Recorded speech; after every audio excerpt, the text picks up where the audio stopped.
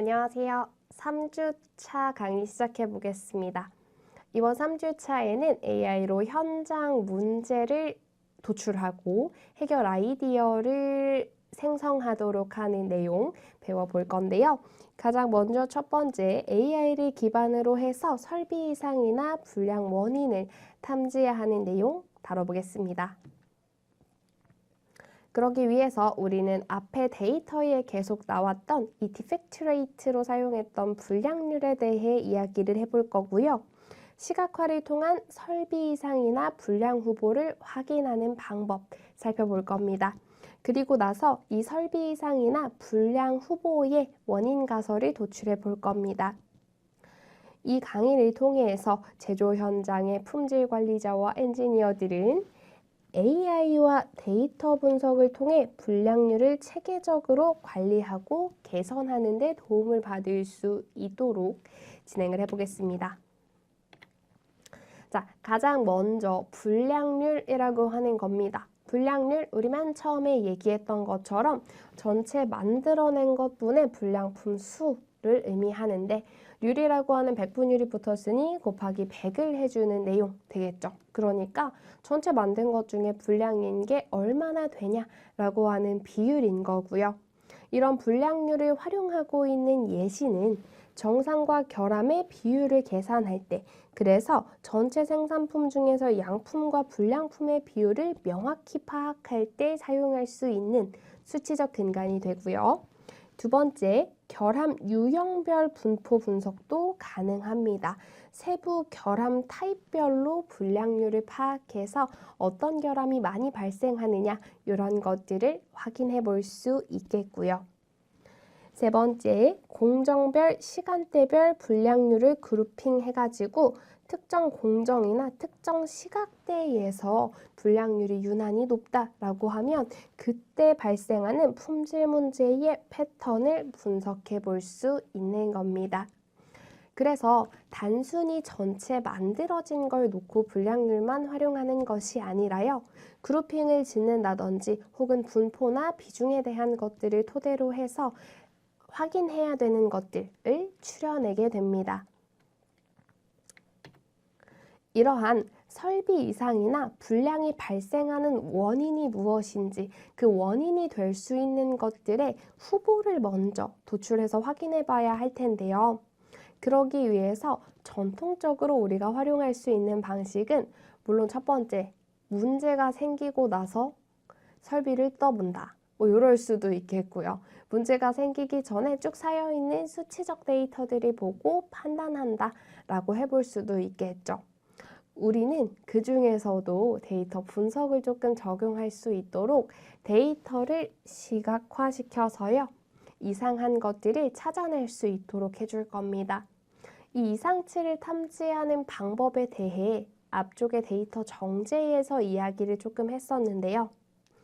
이상을 탐지하는 가장 쉬운 방법은 이렇게 시각화를 시켜놓고 정상 패턴을 벗어나는 구간이 어디에 있느냐를 알아보는 겁니다. 그래서 제가 이렇게 이미지로 넣어놓은 얘네들을요. 간단하게 파워 BI 활용해서 만들어 보도록 하겠습니다. 제가 파워 BI를 매번 활용하고는 있지만 조금씩 사용하는 기능들을 덧붙여서 다뤄보도록 하겠습니다. 파워 BI 데스크탑을 실행해 주시고요. 제가 이번에도 이상지표로 쓸 수 있을 만한 데이터를 100개 정도 간단하게 생성해 봤습니다. 그 데이터 시트를 로드해 올 거고요. 이 데이터에 해당하는 걸로 그게 이상이 없으니까 쭉 로드해서 가지고 오도록 할게요.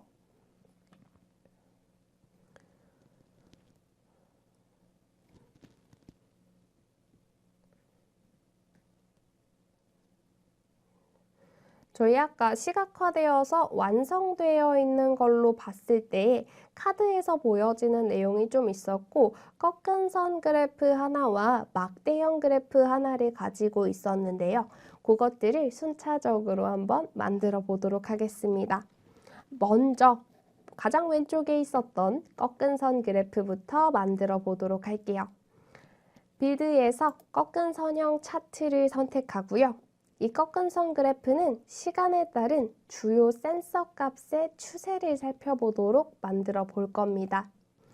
이렇게 만들어준 거에다가 우리 필드를 데이터로부터 가지고 와서 추가를 해줘야 되겠는데요. 시간에 따른 센서 값을 보는 게 목적이기 때문에 X축에는 데이트 타임을 넣어주시면 되겠습니다. 왜 이상하게 들어가죠? 자, 데이트 타임 선택해서 넣어주시고 이것도 시간 순으로 들어갈 수 있게 날짜를 계층 말고 데이트 타임 자체로 선택해 주겠습니다. 그런 다음 Y축에다가는 일단 템프를 집어넣어서요. 기본적으로 온도 값이 보여지게 할 건데 합계 말고 합계는 너무 크니까요. 평균 값으로 나타나게끔 해주겠습니다.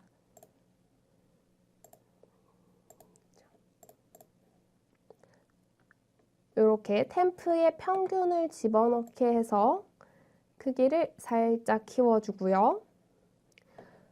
요것에 서식도 조금 다듬어 보도록 하겠습니다.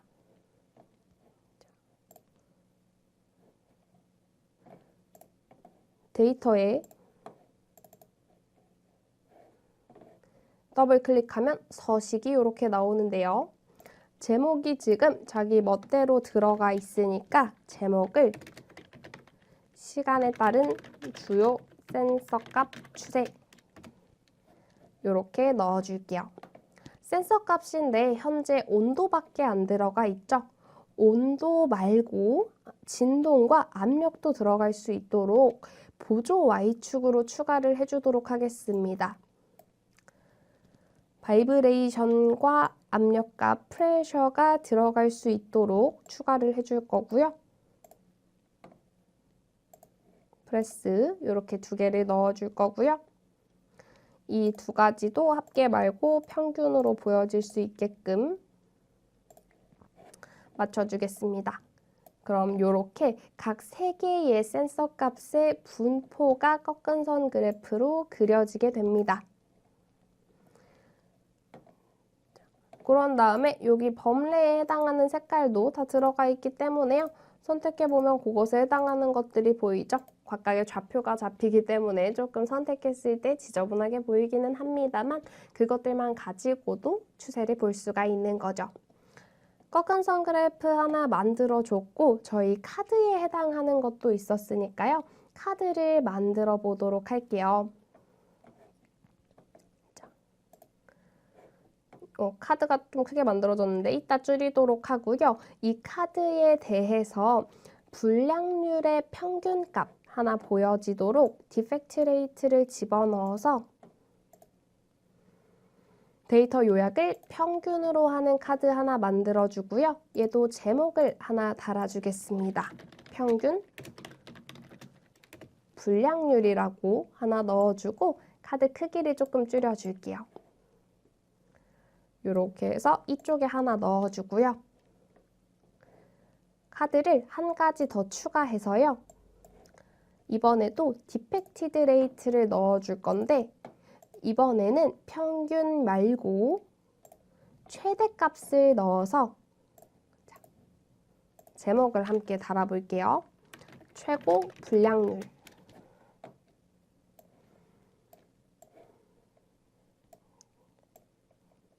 이렇게 카드 두 개를 나란히 위치시켜 주겠습니다.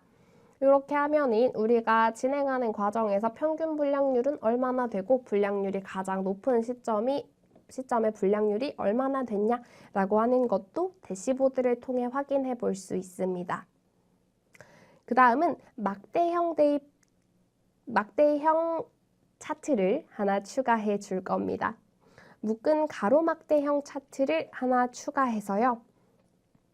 얘는 라인별 또는 장비별 평균 진동, 불량률을 비교할 수 있도록 해볼 건데 그 중에 한 가지로 우리 라인별로 넣어 보겠습니다. X축에는 X축이 지금 여기인데 제가 가로로 선택을 했기 때문에 바이브레이션, 진동에 해당하는 것이 X축에 들어가 줘야 합니다. 요걸 한 가지 넣어주고요. Y축은 라인별로 보일 수 있게 라인으로 설정을 해주겠습니다. 그리고 요 진동률도 평균으로 들어가게 요약값 조정을 좀 해주고요. 그 다음에 보시면 여기 범례는 여기 보여지는 그 레전드 요 무엇을 나타내냐 세팅해 주는 거였고, 보시면 도구 설명이라고 하나가 들어가 있는데요. 여기에 디펙트 레이트를 넣어 보겠습니다. 디펙트 레이트를 마찬가지 평균 요약값으로 보이게끔 넣어줄 거예요.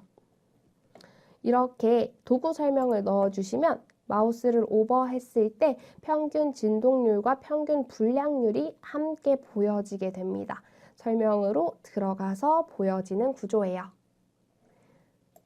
이렇게 하면 우리가 일단 이상을 탐지하기 위한 대시보드는 간단하게 완성을 해본 겁니다.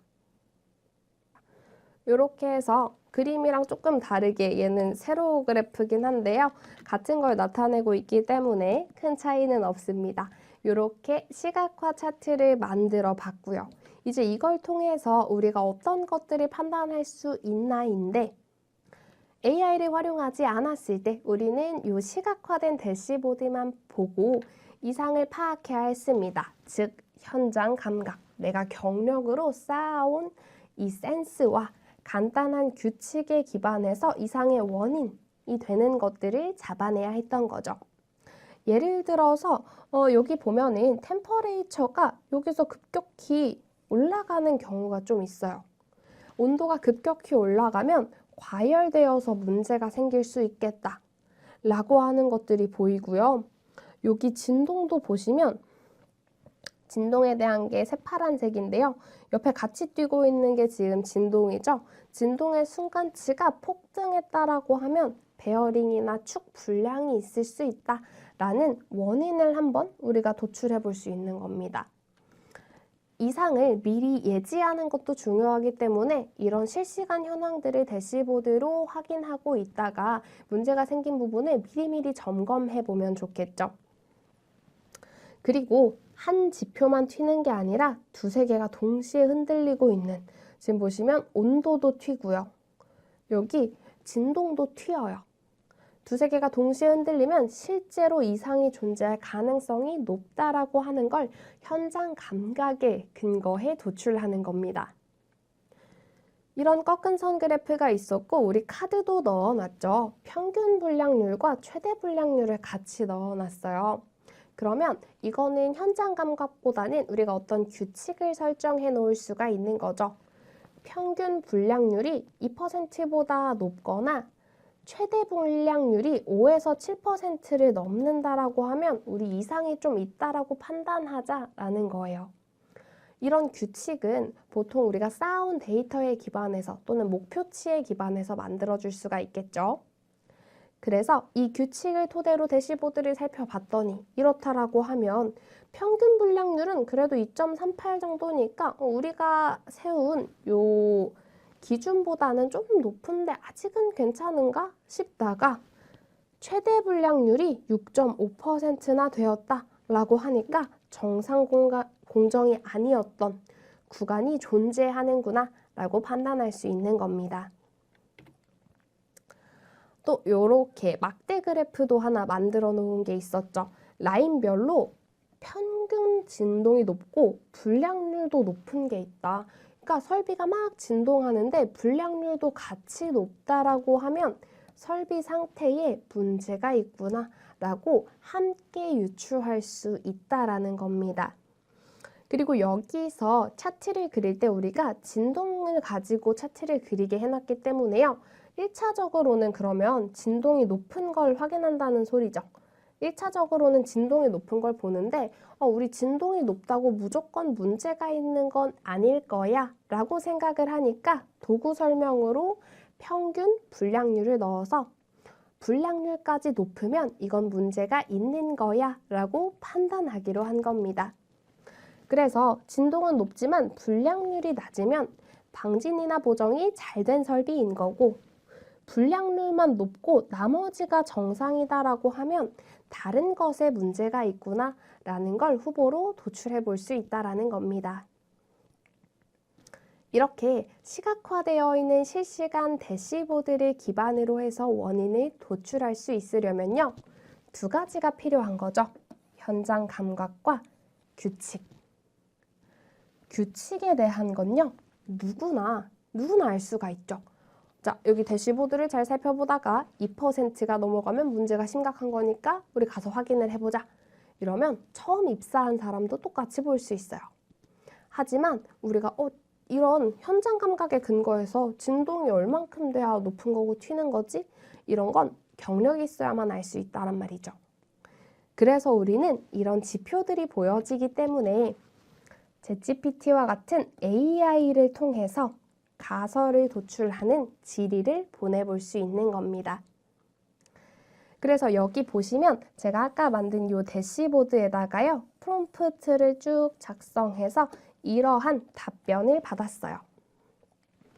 자, 잘 보시면 여기 프롬프트 잘 쓰는 법 뒤에서 우리 좀 배워볼 건데 제가 역할도 부여해주고 목적도 부여해주면서 여기 대시보드를 보고 이상 원인을 추정해서 우선순위 체크리스트까지 만들어 달라고 했어요. 그래서 관찰 요약에 대한 정보를 여기 같이 넣어줬는데 이 대시보드만 넣어도 이미지를 인식하지만 좀 더 자세한 결과를 보고 싶다라고 하면 우리가 판단한 근거나 관찰한 근거들을 조금 더 넣어줄 수 있는 겁니다. 그랬더니 얘가 가능 원인 가설을 이렇게 만들어줬고요. 이런 불량이 있을 수 있다라고 하는 불량 원인에 대해서 후보를 만들어준 거기 때문에 우리 이런 게 문제가 있을 수 있어 라고 한다고 해서 어딜 봐야 되는지 알 순 없잖아요. 우선 점검 항목도 같이 만들게 해준 겁니다. 그러면 내가 아직 경험이 조금 부족하다 하더라도 이런 것들을 토대로 예지 보전 업무를 어느 정도는 해볼 수가 있겠죠.